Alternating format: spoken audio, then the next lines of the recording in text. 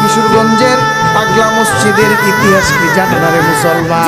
কয়েক মাস পর পরে 3 মাস 2 মাস 4 মাস পর পরে যখন এই দান বাক্সগুলা খোলা হয়, 1 টাকা আর 2 টাকা, 2 লক্ষ টাকা না ভাই, কোটি কোটি কোটি কোটি টাকা দান বাক্স থেকে বাহির করা হয়।